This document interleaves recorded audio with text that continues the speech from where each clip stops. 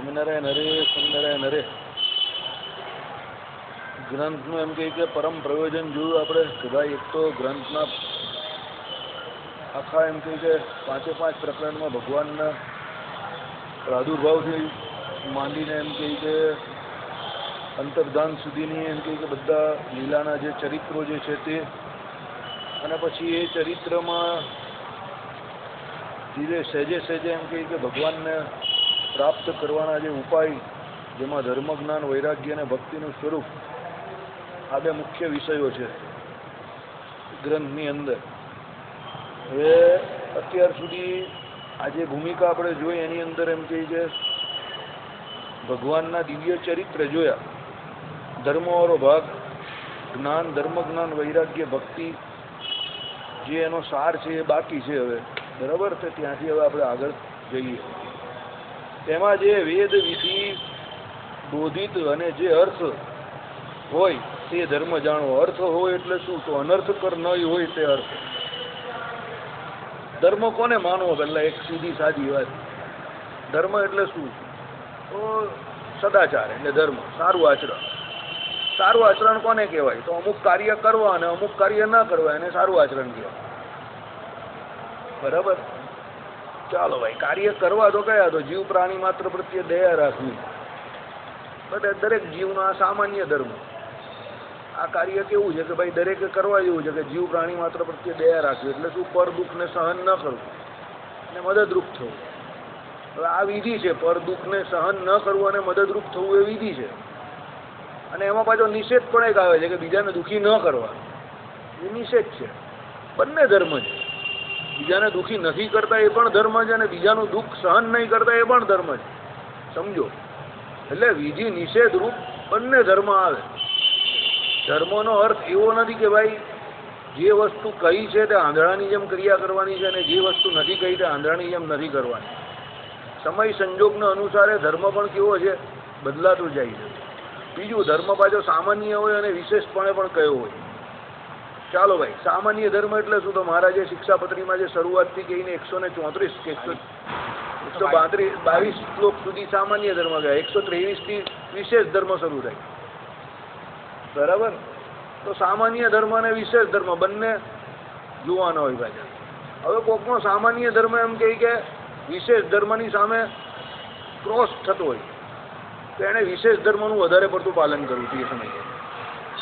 કેમ? વિશેષ ધર્મનું સામાન્ય ધર્મ ત્યારે એનો ગૌણ થઈ જાય છે, વિશેષ ધર્મ જે કહ્યો એ મુખ્યપણે માનવો એને એ સમયે. એટલે સમય સંજોગોને અનુસારે જ્યારે જેવું પોતાને અને બીજાને અનુરૂપ હોય એ પ્રમાણે ધર્મની વ્યાખ્યા આપણે ત્યાં કહી છે. એટલા માટે અહીંયા લખ્યું છે અનર્થ કર ન હોવો જોઈએ. શબ્દનો અર્થ સમજો. અનર્થ કર એટલે કોઈનું પણ અનર્થ કરનારો ન હોવો જોઈએ. પછી તમે દુનિયાભરનો મોટો ધર્મ પાળો, તમે તમારી જાતને બહુ ધર્મનિષ્ઠ માનો અને એનાથી બીજા લોકોને નુકસાન થતું હોય કે બીજાનું દિલ દુઃખ થતું હોય તો એ તમારો જે ધર્મ પાળેલો છે એ બીજાને અનર્થ કરતો હોવાથી એ તમારા ધર્મનું તમને કંઈ પ્રાપ્ત થતું નથી. ઉલટાનું ભગવાન અને ભગવત ભક્ત પૂરાજી થાય. એટલે એવું કામ કરવું નહીં કે જેને કરીને એમ કહે કે બીજા પોતે અને બીજા પોતાના જીવાત્મા માટે પણ એ ધર્મ એવો ન હોવો જોઈએ. એટલે મહારાજે આત્મહત્યા કરવાની ના પાડી. પોતાનું જ અનર્થ કરનારો છે. ગાળ દેવાની ના પાડી. પોતાનું અને બીજાનું બંનેનું અનર્થ કરનારો છે. કોઈને ગાળ તો કદાપી ન દેવી, બરાબર? વર્ષો વર્ષ એમ કે જે શાસ્ત્રો વાંચવાના, શ્રીમદ ભાગવતનો 5મો સ્કંદ 10મો સ્કંદ જે ભણેલા હોય એને વાંચવાના, જે ન ભણેલા હોય એને સાંભળવાના. તો એ શું? તમારા માટે અર્થકારી છે. એ સાંભળશો તો એમ કે તમારા ધર્મ જ્ઞાન વૈરાગ્ય સહિત ભક્તિ એકાંતિક ધર્મ ટકી રહેશે. ન સાંભળશો તો તમારા જય સ્વામિનારાયણ. એટલે ધર્મ કેવો અનર્થ કર ન હોવો જોઈએ. પછી તમે બહુ મોટો ધર્મ પાલન કરતા હો. આપણા સંપ્રદાયમાં જેવો રાફડો ફાટી નીકળેલો 10-15 વર્ષ પહેલાં એક મંડળ એવું હતું જ, બરાબર? એરિયલ વાળું મંડળ હતું. એ ધર્મ બહુ પાડતા હતા એ લોકો, પણ પછી ઘણા ધર્મ એ લોકોને પ્રેક્ટિકલ ના લાગ્યા સમય ગયો એ પ્રમાણે. એટલે પછી ધીમે ધીમે કરીને પેલા મીણ પાયેલા દોરાની જેમ ઢીલા પડી ગયા. અને પછી એ લોકોને પોતાને જ લાગ્યું કે ભાઈ આટલા બધા જડતાથી તમે જે કહીએ છીએ ધર્મનું પાલન કરવા જઈએ એમાં તો બહુ મોટું નુકસાન થાય છે, બધી રીતે નુકસાન થાય. સામાજિક રીતે, આર્થિક રીતે, કુટુંબ પરિવારની રીતે, એટલે અનર્થ હતો. એટલે એ જ્યારે પાડવા ગયા ત્યારે જે બરોબર ન હતો. જો ધર્મ પાડતા હતા ને એ ધર્મ સાચો જો તો એ અનર્થકર કોઈ દિવસ હોય જ નહીં. સમજો, કારણ કે મહારાજે વચનામૃતમાં જે પ્રમાણે કહ્યું એ પ્રમાણે ધર્મ કેવો હોય, સહેજે સહેજે પડાય એવો હોય. પહેલા જ ધર્મની વ્યાખ્યામાં જ આવી ગયું કે એ સહેજે સહેજે પાડી શકાય એવો હોય. બીજો શું હોય, બધાને એનો લાભ થતો હોય, ફાયદો થતો હોય. પછી તમને અનર્થકારી લાગે એટલે સમજી લેવાનું કે કશે ચૂક થાય છે, સમજવામાં ચૂક થાય છે. બરાબર. એટલે સામાન્ય તો શું હોય, પર ધર્મનું આચરણ કરીએ, કલ્પિત ધર્મનું આચરણ કરીએ, પાખંડ ધર્મનું આચરણ કરીએ, એનાથી કોઈ ફાયદો થતો નથી, કોઈ લાભ થતો નથી, ઉલટાનું નુકસાન થાય. એટલે ધર્મની વ્યાખ્યામાં આ પ્રથમ ધ્યાન રાખવા જેવી બાબત છે કે એ અનર્થકર ન હોવો જોઈએ. અનર્થ એટલે તમને ખબર ને, નુકસાન. અર્થ અને અનર્થ. બરાબર. અર્થ એટલે અહીંયા ફાયદો, લાભ, અર્થકારી. અને અનર્થકર એટલે શું, નુકસાન કરનારો એમ. એટલે ભગવાને ના પાડી કે ગમે એવું પાપ થઈ જાય તો પણ એમ કહે કે પોતે એમ કહે કે આત્મહત્યા કરવી નહીં, કારણ કે એના માટે અનર્થકારી છે. આ મનુષ્ય દેહ એમ કહે કે જે મહાદુર્લભ છે એ જ જો પડી જશે તો પછી એમ કહે કે મોક્ષના સાધનરૂપ કે ધર્મના સાધનરૂપ જે આ શરીર છે જ પડી જાય તો પછી એ કેના દ્વારા આ બધું કાર્યક્રમ આગળ ચલાવવું. એટલે શરીરે કરીને કંઈ પાપ થયું છે તો એના પ્રાયશ્ચિત રૂપે જે બીજા પ્રાયશ્ચિત કહે એ પ્રાયશ્ચિત કરવાના. અને પ્રાયશ્ચિત પણ કંઈ એટલા માટે નથી કરવાના કે પાપ થઈ ગયું. સમજો, પ્રાયશ્ચિત કરવાનો મુખ્ય ઉદ્દેશ એ છે કે ભવિષ્યમાં એ પાપ થાય નહીં અને એ માણસ પવિત્ર થાય. સમજો, ઘણા લોકો એવું જ સમજે છે કે પાપ થઈ ગયું એટલે પ્રાયશ્ચિત પેલું જબરજસ્તી કમ્પલસરી કરવાનું એમ. પ્રાયશ્ચિત કરવાનો મુખ્ય હેતુ જે છે કે એ બીજી વખત થાય નહીં પેલાથી એમ. એ પ્રાયશ્ચિત યાદ કરીને બીજી વખત પાપ ન કરે. સમજો, બાકી ભગવાને ચોખ્ખી ના પાડી વારંવાર પાપ કરે ને વારંવાર પ્રાયશ્ચિત કરે, એ કઈ કામનું નથી. તમે દરેક વસ્તુનો સિદ્ધાંત સમજો, સંદર્ભ સમજો, મુદ્દો સમજો. પાપ કર્યું એટલે પ્રાયશ્ચિત કરવું ફરજિયાત છે એવું નથી. ઘણા લોકોને એવું છે કે પાપ કર્યું એટલે પ્રાયશ્ચિત કરવું જ પડશે. પેલી તમે જૂની ફિલ્મ જો, બરાબર, સંત જ્ઞાનેશ્વરની આ બધી ફિલ્મ જોઉં તો તમને ખબર પડે. એના મા બાપને એમ કહે કે એ ગામમાંથી એમ કે નાત બહાર મૂકી દીધેલા, તો જોરાવરે કરીને પ્રાયશ્ચિત કરાવે કે ભાઈ પાપ કર્યું એટલે પ્રાયશ્ચિત જોરાવરે કરીને કરાવે. એમાં એમ કહે કે આપણો હિન્દુ સમાજ બહુ બદનામ થયો. સમજો, કારણ કે જે કહેવાતા એમ કે ધર્મના રક્ષક હતા એ બધા જોરાવરે કરીને બીજા પાસે શું ધર્મનું પાલન કરાવતા હતા કે આચરણ કરાવતા હતા. વસ્તુ તો એ પ્રાયશ્ચિતનો અર્થ એવો નથી. તમે પ્રાયશ્ચિત પ્રકરણ વાંચો તો તમને ખબર પડશે. પ્રાયશ્ચિત એટલા માટે કરવાનું છે, સમજો, એણે જે પાપ કર્યું એને હકીકતમાં એનો અંદરથી હોશવસો છે, પશ્ચાતાપ છે. સમજો, એ પશ્ચાતાપ એને થયો છે એટલે એ પ્રાયશ્ચિત કરે છે. અને પ્રાયશ્ચિતનો અર્થ છે કે એ પાપ એ બીજી વખત કરવાનો નથી. એનો મતલબ જ આ છે.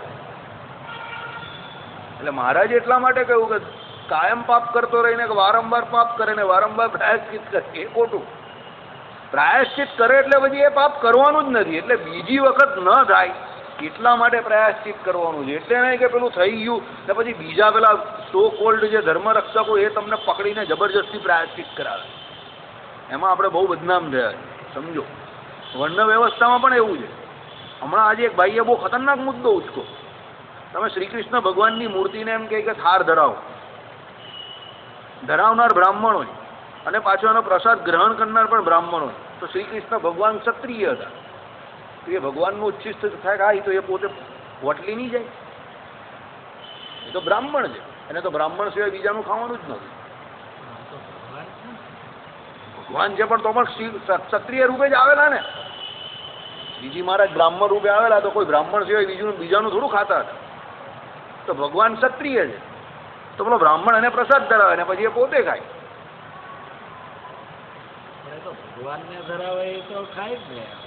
મારી વાત તો સાંભળો, એ તો આપણે જાણીએ છીએ ને. તર્ક કરવા વાળો જે વર્ણાશ્રમના ધર્મમાં તર્ક કરે સીધો તર્ક કરે તમને કે ભાઈ તમારા ભગવાન સ્વામિનારાયણ પોતાની રસોઈ જાતે કરતા હતા, કા મૂળજી બ્રહ્મચારી કે એની પાસે કરાવતા હતા.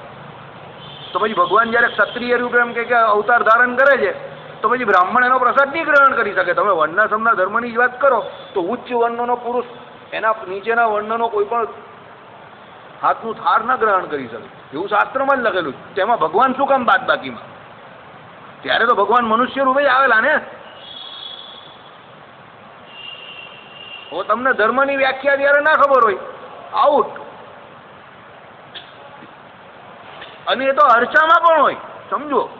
એ તો અત્યારનું જ કહેતો હતો. આટલો સવાલ તો મેં એને મોડિફાઈડ કરી આપ્યો કે તારો સવાલ હજુ વધારે ધરકમ બનેવો છે, તને સવાલ પૂછતા હજુ નથી આવડતું. એ વિચારવો પડી ગયો કેવી રીતે. મેં કહું તું અત્યારે અર્ચાની વાત કરે જ ને, હું તો તને સાક્ષાત ક્ષત્રિય રૂપે હતું ત્યારની પણ વાત કરું લે ને.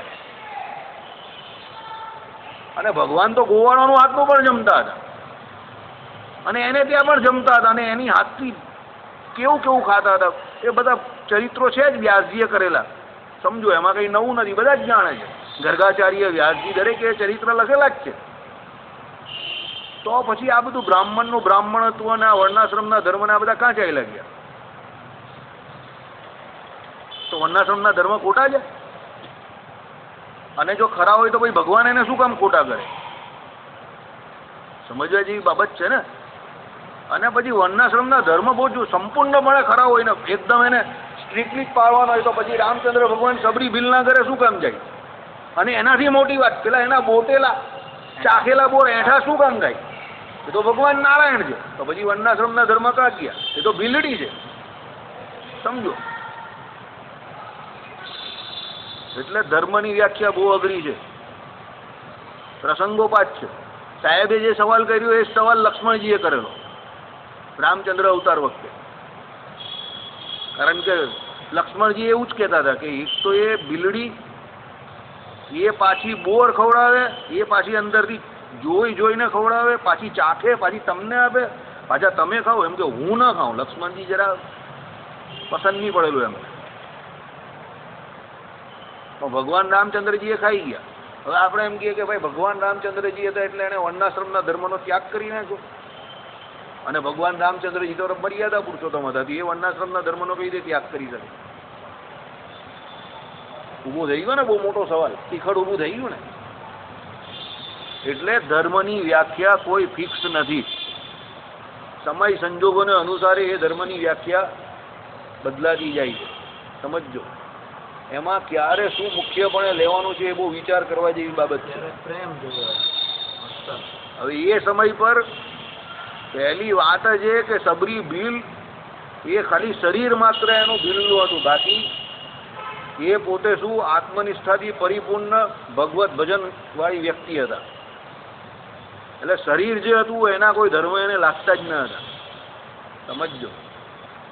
શરીરના ધર્મ જ્યાં સુધી જેને લાગે છે ત્યાં સુધી એને ધર્મનું પાલન કરવાનું છે. જ્યાં સુધી આપણે શરીરના ધર્મનો ખ્યાલ નથી રહેતો ત્યારે પછી કોઈ ધર્મ તમારે રાખવાનો નથી, પછી ધર્મ તમને રાખે.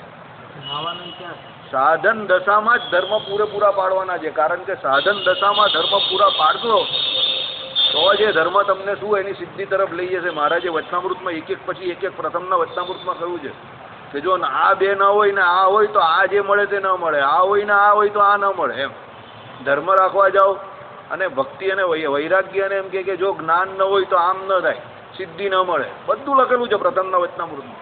વાંચજો. આ હોય ને આ ત્રણ ન હોય તો આમ ન થાય. ભક્તિનું પણ છેલ્લે લખેલું છે કે જો ભક્તિ જ ન હોય તો ભગવાનની જે સેવા મળવી પરમ પ્રયોજન રૂપ એ જ ન મળે, તો પછી બીજું બધું રાખીને ધર્મ જ્ઞાન વૈરાગ્યનો કોઈ ફાયદો નથી. એમ એટલે દરેક જગ્યા પર એ ધર્મની વ્યાખ્યા શું છે અલગ અલગ પ્રકારે કઈ છે. જડતાથી એનું વલણ કે જડતાથી એનું પાલન અનર્થકારી છે, સમજવા જેવી બાબત છે. સબરી ભીલ 80 વર્ષ સુધી રાહ જોઈને બેઠા હતા ભગવાનની, અને પછી એ રોજ ભગવાન માટે પ્રસાદ બનાવતા હતા. અને પછી એ જ્યારે ભેગા ત્યારે જો એ ભગવાન પ્રસાદ ગ્રહણ ન કરે તો પેલા હરિભક્તની શું પરિસ્થિતિ થાય એ વિચારવા જેવી છે. એટલે ભગવાને એનો પ્રસાદ ગ્રહણ કર્યો. પેલો ગૃહરાજા કે નિષાદ રાજ હતા એની પણ ભગવાને સેવા અંગીકાર એટલે કરી. એ પણ અતિશય નીચ જાતિમાં જન્મેલા હતા, તો પણ ભગવાને એમની સેવા સ્વીકાર કરી. એ પણ રામ અવતારમાં કરી. ભગવાન શ્રી હરિ પણ પોતે સગ્રામ વાઘરીન ત્યાં ગયા. ભગવાને પોતે પેલી ગણિકાના હાથનો લોટ એ સ્વીકાર કર્યો. બરાબર. એટલે ધર્મની વ્યાખ્યા તમે એક લાઈનમાં કરવા જાઓ અને ફિક્સ માઇન્ડથી કરવા જાઓ તો કોઈ દિવસ કદાપી થવાની નથી, યાદ રાખજો. અને અનફોર્ચ્યુનેટલી કમનસીબે કહેવું પડે છે કે આપણા સંપ્રદાયમાં નહીં પણ આખી દુનિયામાં અત્યારે ધર્મના નામ પર અધર્મ પણ બહુ ચાલે છે, અને જેટલો ધર્મના નામ પર અધર્મ ચાલે છે એ પણ વાત સાચી, પણ એનાથી વધારે ધર્મની વ્યાખ્યામાં જડતા પણ બહુ છે. ગામડાઓમાં તો ખાસ કરીને બહુ જડતા છે. એ જ રૂઢ પરંપરા આપણી, બરાબર.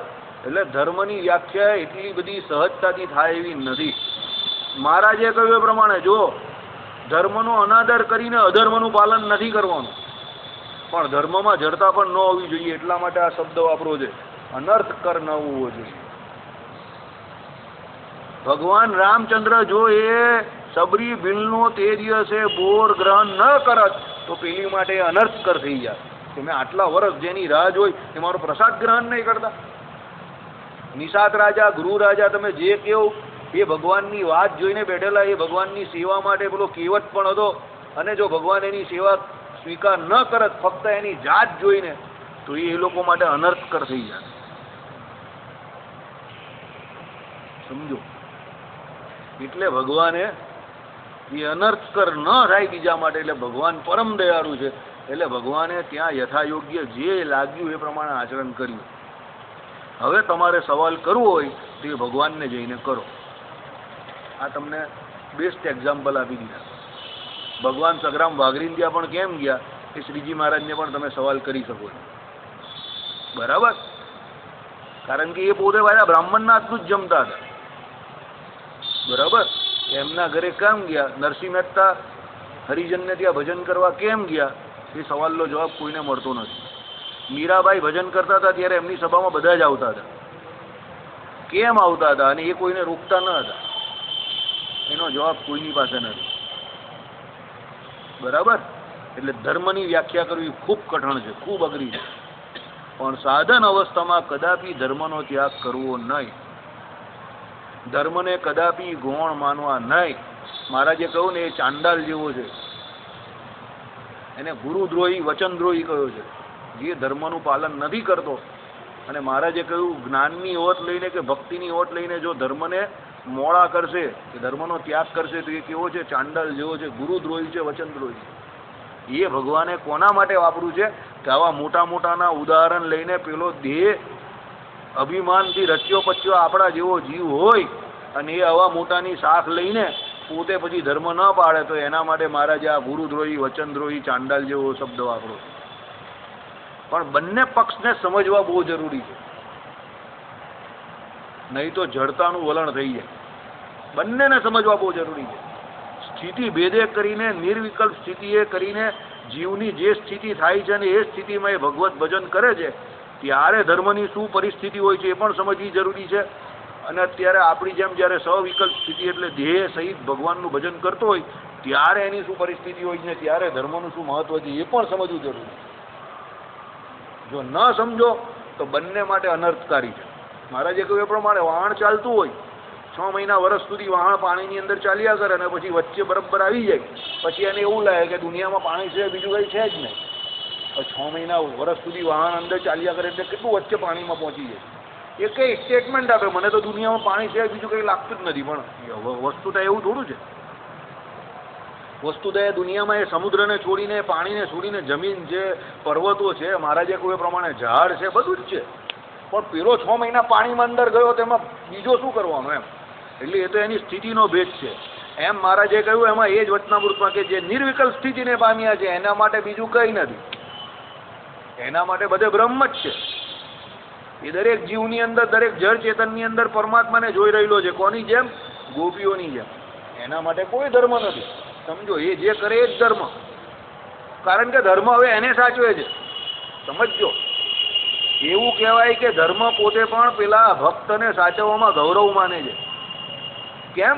એની સ્થિતિ એવી થઈ ગઈ છે અને દરેકમાં ભગવાનનું જ દર્શન થાય છે, તો એ ધર્મ પણ એની જોડે રહી છે, કારણ કે એના માટે એ ગૌરવની વાત છે કે આ મને પાડીને આ ભગવાન સુધી પહોંચી ગયો. એટલે ગોપીઓનું દ્રષ્ટાંત મહારાજે આપ્યું. એટલે એવી નિર્વિકલ્પ સ્થિતિ થઈ હોય તો એને ધર્મ રાખવાની કોઈ જરૂર જ નથી પછી.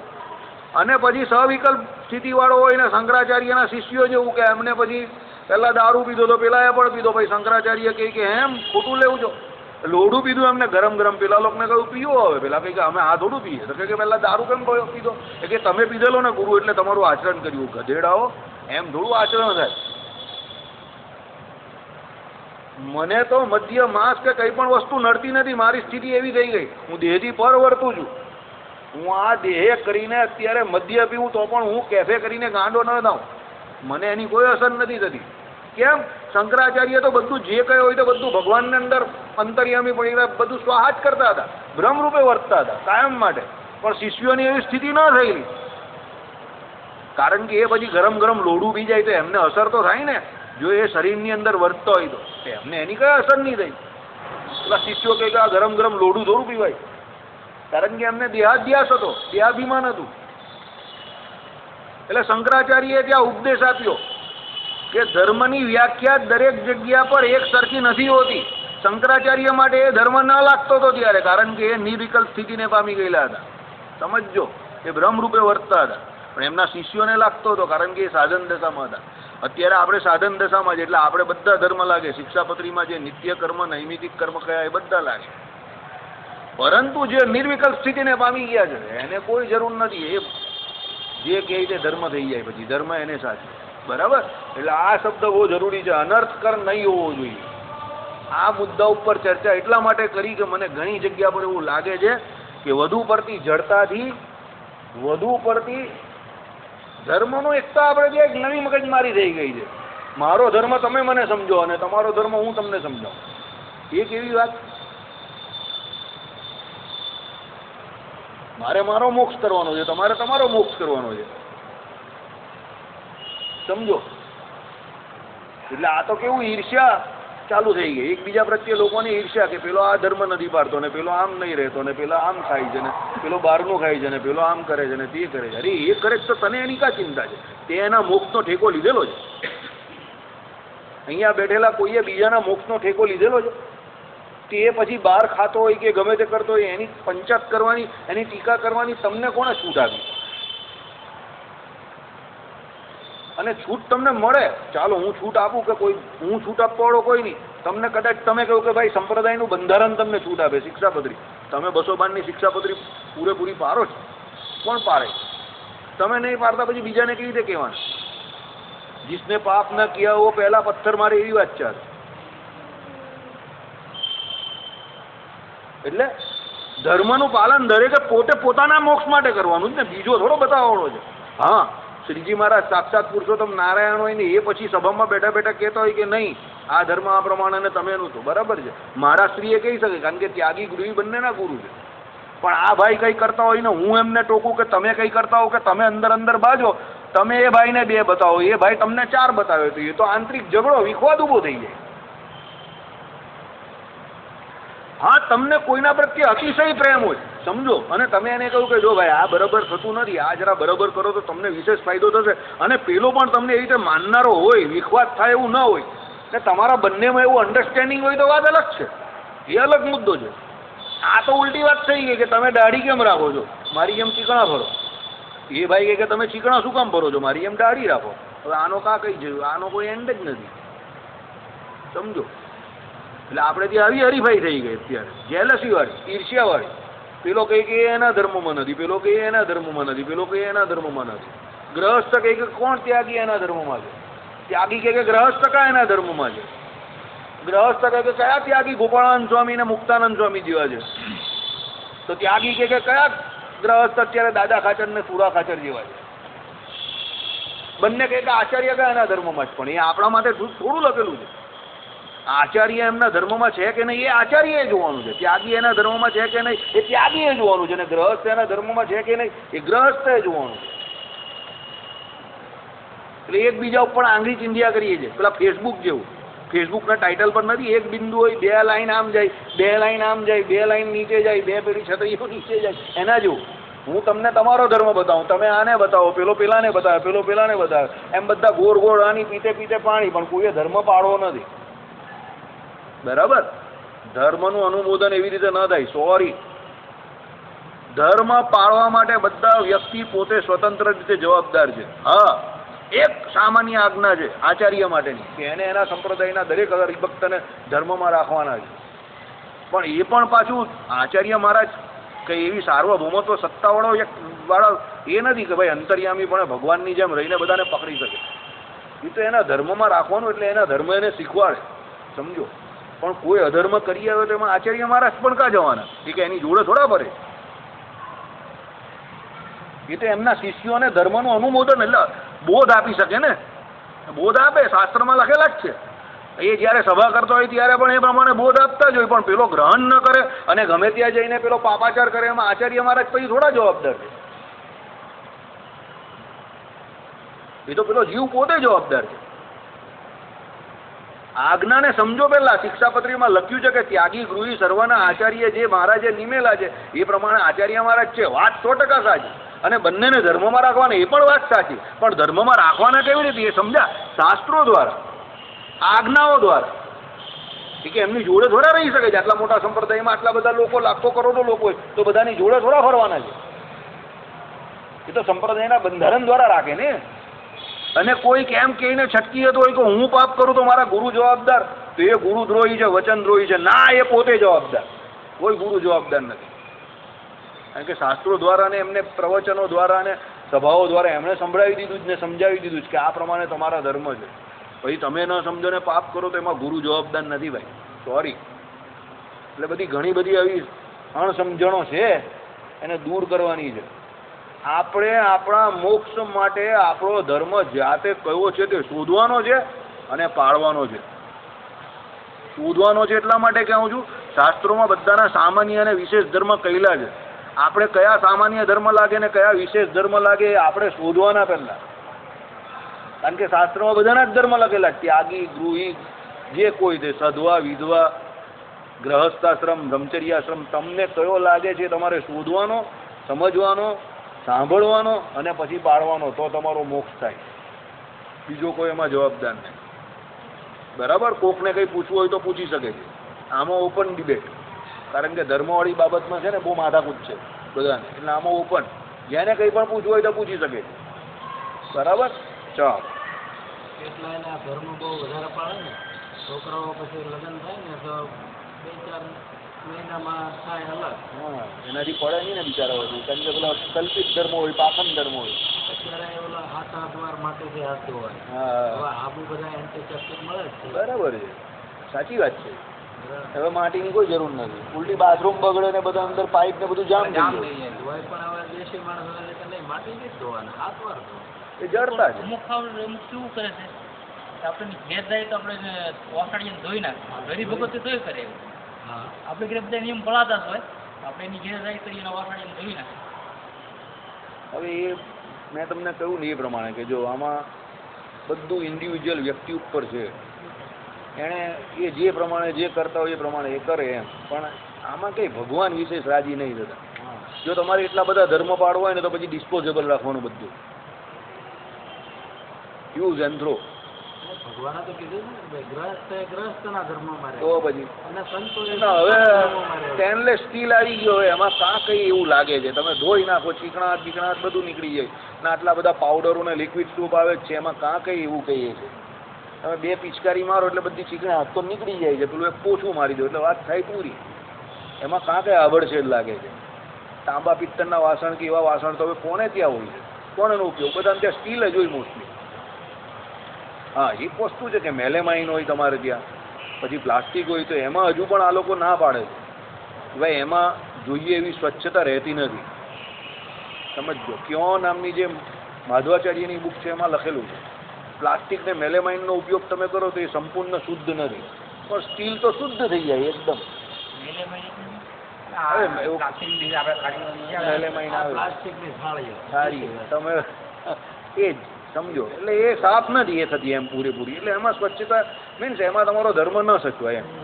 બાકી આ સ્ટીલને એમાં તો કાં કંઈ જોવાનું છે. હા, કાચમાં પણ એવું છે, કાચમાં પણ એવું કહ્યું. બરાબર? ચાલો.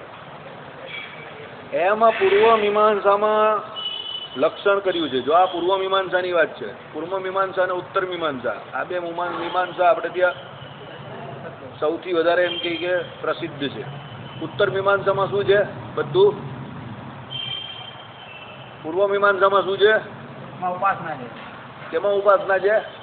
ઉત્તર મીમાંસા ઉત્તર મીમાંસામાં બધી ઉપાસના છે અને પૂર્વ મીમાંસામાં બધા શું છે? કર્મકાંડ છે, ધર્મ છે, યજ્ઞ યાગાદિક કેવી રીતે કરવા તે. બરાબર. મીમાંસકો જે કયા? મીમાંસાનો અર્થ શું થાય ખબર તમને? વિચાર કરવો. જે મીમાંસકો છે એટલે શું? વિચારકો. બરાબર. ઉત્તર પૂર્વ એ બધું અને અપરુષય છે બધું. હા, આ બધું મીમાંસક વેદ વ્યાસજીએ બધું કરેલું છે. એટલે વ્યાસજીએ બધું કર્યું કહેવાય, પણ આ બધું વેદની જેમ જ. આપણે ત્યાં જેમ સાંખ્ય દર્શન ને આ જે છે એમ તેમ મીમાંસાને પણ એક પ્રકારના એની તરીકે જ લીધું છે. પૂર્વ મીમાંસા અને ઉત્તર મીમાંસા. એમાં ઉત્તર મીમાંસા તો જેને આપણા માટે બહુ વધારે પડતી આપણે બહુ કામની છે, કારણ કે એમાં એકલો ઉપાસના કામ છે. બરાબર. અને આમાં પૂર્વ મીમાંસાનું ઉદાહરણ કેમ એટલા માટે આપ્યું કે એમાં ધર્મ છે, બધા કર્મકાંડ ને ધર્મ છે. ને મીમાંસકોનો પણ આપણે ત્યાં દર્શન શાસ્ત્રમાં બહુ મોટો ભાગ છે. તમે વાંચો સત્યપ્રકાશ દાસજીનું ભારતીય દર્શન વાંચો, એની અંદર મીમાંસકો વિશે પણ લખેલું છે. બધું છે આપણે ત્યાં બધું અવેલેબલ છે. થોડોક સમય કાઢવો પડે. એવું કંઈ નથી કે કોઈ વસ્તુ બાકી રહી જાય, બધું જ છે. ચાલો. ધર્મ કામ દોષથી નહીં લેપાયેલો જ એટલે નિષ્કામ મુમુક્ષુએ સેવવા યોગ્ય છે. સમજો, ધર્મની પહેલી વ્યાખ્યા આપણે કરીએ જે પ્રમાણે. ધર્મ પાળવામાં સૌથી પ્રથમ ધર્મ જ નિષ્કામ હોવો. નિષ્કામ વર્તમાન બ્રહ્મચર્ય રૂપ જે ધર્મ કયો તે. ગ્રહસ્થ માટે એની પત્ની સિવાય એમ કહી કે બીજી જે કોઈ એમ કહી કે સ્ત્રીઓ એ બધી એને મા બેન સમાન, એ સૌથી મોટો એના માટે ધર્મ. ત્યાગી માટે જે હસ્ત પ્રકારે બ્રહ્મચર્ય રાખવું તે, એટલે નિષ્કામ વર્તમાન આ પ્રમાણે થાય. ગ્રહસ્થ માટે એમ કહે કે ઋતુકાળ સિવાય એમ કે પોતાની પત્નીનો ત્યાગ રાખવો, એ પણ એમ કહે કે નિષ્કામ વર્તમાન. એટલે ધર્મ પાળવામાં સૌથી પ્રથમ ધર્મ જ આ નિષ્કામ વર્તમાન. મહારાજે કહ્યું ને, ધર્મ પાળવામાં એમ કહે કે જો સૌથી મોટો અને સૌથી પ્રથમ જો કોઈ ધર્મ હોય તો એ નિષ્કામ વર્તમાન. બરાબર. દરેક ઘણા વચનામૃતમાં પણ ભગવાને આ પ્રમાણે જ વાત કરી છે. નિયમ કયા ધર્મના? એમાં બ્રહ્મચર્ય આદિક નિયમો, એમાં શબ્દ વાપરો હશે. એનો અર્થ આ જ થાય, નિષ્કામ વર્તમાન. એટલે શું કહ્યું?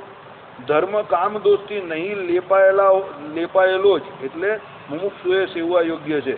સર્વ કોઈ ધર્મ સ્વરૂપથી જ પરદેવતાની પ્રસન્નતા સ્વભાવવાળો, એટલે સર્વ ધર્મોથી એક પરમાત્મા જ પ્રસન્ન કરાય છે, એમ ગીતામાં કહ્યું છે. તમે જે કંઈ ધર્મ પાળો છો એનાથી શું? તો પરમાત્માને પોતાને તમારે રાજી કરવાના છે. ધર્મ સ્વરૂપથી જ પરદેવતાની પ્રસન્નતા સ્વભાવવાળો. પરદેવતા કોણ? પરમાત્મા પુરુષોત્તમ નારાયણ પોતે. કાલે પેલું સત્સંગી જીવન લખેલું છે, પણ બહુ અઘરું છે. બરાબર. એમાં લખેલું છે બધું કે ભાઈ એમ તો બધા દેવતાઓની વાત કરેલી છે. અલગ અલગ રૂપે જે તમે રહેલા છો તે એમ કહે કે દેવતાઓ રૂપે. હજુ એનું આગળ ચાલશે એટલે આવશે, પણ વસ્તુ તો એ તો એમ કહે કે તમે જ મુખ્યપણે છો, એમ કરીને આખું આવશે એ સ્તુતિમાં. આમાં પણ એ જ વાત કરેલી છે. પર દેવતા કોણ? પરમાત્મા. એટલે તમે જે ધર્મનું આચરણ કરો તે આ લોકમાં સુખી થવા માટે કરવું એ બહુ નાની વાત છે, તુચ્છ બાબત છે. પણ તમે જે ધર્મનું પાલન કરો એ પરમાત્માની પ્રસન્નતા માટે કરતા હો તો એ બહુ ઉત્કૃષ્ટ છે. ભગવાન મેળવવામાં સૌથી વધારે તમને એ મદદરૂપ થઈ શકે છે. આ જ ધર્મ કરતાપણાનું અભિમાન, ફળ કામના અને મમત્વાદિક દોષના ઉપલેપને લીધે તો વિકાર પામતા જન્મ મરણાદી દુઃખને માટે થાય. આવી ગયું. જો ધર્મ પણ જન્મ મરણ આપનારો છે. તમે કહો ધર્મ જન્મ મરણ આપનારો છે? 100% આપનારો છે. કેમ? ધર્મ પાળો તમે અને તમને એમાં બાજુ કરતાપણાનો અભિમાન હોય કે હું જ આ ધર્મ પાળું, બીજા નહીં પાડતા. એટલે રજોગુણનો વિશેષ થયો તમારા. જે કરતાપણાનો અભિમાન થયું કે ભાઈ હું જ પાડું છું, બીજા નથી પાડતા, એ રજોગુણનો વિશેષ થયો. એને કરીને સાત્વિકપણાનો તમારામાં નાશ થયો, એટલે જ્ઞાનનો નાશ થયો. જ્ઞાનનો નાશ થયો એટલે સારસારનો વિવેક તમે ભૂલી ગયા. સારસારનો વિવેક ભૂલી ગયા એટલે ન કરવાનું કરી બેસો. ન કરવાનું કરી બેસશો એટલે પુનરપી જન્મમ પુનરપી મરણ. એટલે પહેલા શું કહ્યું? ધર્મ કરતાપણાનું અભિમાન, ફળ કામના. હું જે ધર્મ પાડું એના બદલામાં મને આ ફળ મળવું જોઈએ. બરાબર. એટલે ફળ કામના જે છે તે, અને એના પછી મમત્વ. શું મમત્વ? પોતે જે ધર્મ પાળે છે એના વિશે એને મમત્વ હોય. મહારાજે કહ્યું ને એ પ્રમાણે દેહ અને દેહના સંબંધીને વિશે અહમ અને મમત્વ. શરીરને વિશે અહમ, અને એના મમતા જે કહે ને, ધર્મની અંદર પણ મમતા થઈ જાય પેલાને. સમજો કે ભાઈ હું જે પાડું છું એમાં જેમ ગ્રહસ્થને એના છોકરાઓ પ્રત્યે મમત્વ નથી હોતું, તો તમે સમજી ગયા હશો કે મમતા કયા અર્થમાં કહ્યું. એ ધર્મ પાળે છે એમાં પણ એને મમતા છે, મમત્વ છે એમ, બરાબર. એટલે આસક્તિરૂપ છે. એટલે શું કહ્યું સાંભળો, આદિક દોષના ઉપલેપને લીધે તો વિકાર પામતા, આવી ગયું ને, એનો વિકાર થઈ ગયો. વિકાર એટલે શું? એની આકૃતિની અંદર ફેરફાર થયો. આકૃતિમાં ફેરફાર એટલે શું થયું? એના જે પોતાના આત્મ સ્વરૂપમાં એ પોતે જે આરૂઢ હતો એમાંથી એ દેહાભિમાને શું થયો? યુક્ત થયો, અને એને કારણે જન્મ મરણ એને થયું. એટલે ઘણી વખત ધર્મ પાળવામાં અભિમાન કે હું ધર્મ પાડું છું એ પણ એમ કે કેવો છે? જન્મ મરણ આપનારો છે. માટે શ્રુતિ સ્મૃતિમાં કહેલા ધર્મો ફળ સંગ, કર્તૃત્વ સંગ અને મમત્વ સંગનો ત્યાગ કરવા પૂર્વક યથાધિકાર પાડે તો અંતઃકરણની નિર્મળતા કરવા દ્વારા જ્ઞાનોદય માટે થાય છે. ધર્મ કેવી રીતે પાળવાનો છે? પહેલું ફળ સંગ, એટલે એના ફળની કોઈ પણ ઈચ્છા રાખવાની નથી. કર્તૃત્વ સંગ, કર્તૃત્વ એટલે હું કરું છું એવું એને એમ કે માન હોવું જોઈએ નહીં. અને મમત્વ સંગ, એમાં મમત્વ ન હોવું જોઈએ પાછું, બરાબર. હવે હું તમને બહુ અઘરો સવાલ પૂછું, કાલે એનો જવાબ આપજો. આ ત્રણ જે લખ્યા, ફળ સંગ, કર્તૃત્વ સંગ અને મમત્વ સંગનો ત્યાગ કરવા પૂર્વક યથાધિકાર પાળે તો અંતઃકરણની નિર્મળતા કરવા દ્વારા જ્ઞાન ઉદય થાય. તો એનું અંતઃકરણ શું થાય? શુદ્ધ થાય, અને એનો જ્ઞાન ઉદય થાય. હવે હું તમને સવાલ પૂછું તે સમજો. કર્તૃત્વ સંગ, મમત્વ સંગ અને ફળ સંગ વગરનો ધર્મ કેટલા ટકા લોકો અત્યારે પાળતા હશે? આ સવાલનો મારે જવાબ તમારી પાસે જોઈએ છે. આવા કેટલા લોકો હશે કે જે પોતે કર્તૃત્વ સંગ, ફળ સંગ સમજજો અને મમત્વ સંગ એનો ત્યાગ કરીને ધર્મ પાળતા હશે? કેટલા ટકા લોકો એવા તમને જોવા મળે? એના ટકા મારે કાલે જોઈએ. ભલે આપણે બંધ રાખશું ત્યારે, ઇન્ટરનલી એ વાત કરશું, પણ એ બહુ જરૂરી છે. કારણ કે એના દ્વારા જ જ્ઞાન ઉદય થાય. જ્ઞાન એટલે કયું? આત્મા પરમાત્મા સંબંધી જ્ઞાન. અને એ થાય તો જ મોક્ષ થાય, નહીં તો ન થાય. સમજો? એટલે ધર્મ ધર્મ ધર્મ ધર્મના ઝંડા ફેરવીને ધર્મની આજુબાજુ પેલો ફર્યા કરે, જ્ઞાન સુધી પહોંચતો જ નથી. કારણ કે આ વચ્ચે ત્રણ દોષ આવી જાય છે. કયા? કર્તૃત્વ સંગ, મમત્વ સંગ અને ફળ સંગ. એ ત્રણથી બચે તો જ પેલી બીજી કોલમ પર પહોંચશે, જ્ઞાનવાળી, આત્મા પરમાત્મા સંબંધી જ્ઞાન. અને તો જ વૈરાગ્ય થશે અને તો જ મોક્ષ થશે. પણ ધર્મ પાડીને આ ત્રણમાં ખોવાઈ જાય ને એમાં જ આઉટ થઈ જાય, આગળ જતો જ નથી. શ્રીપતિમ શ્રીધરમ કરો દુરેશ્વરમ ભક્તિધરમ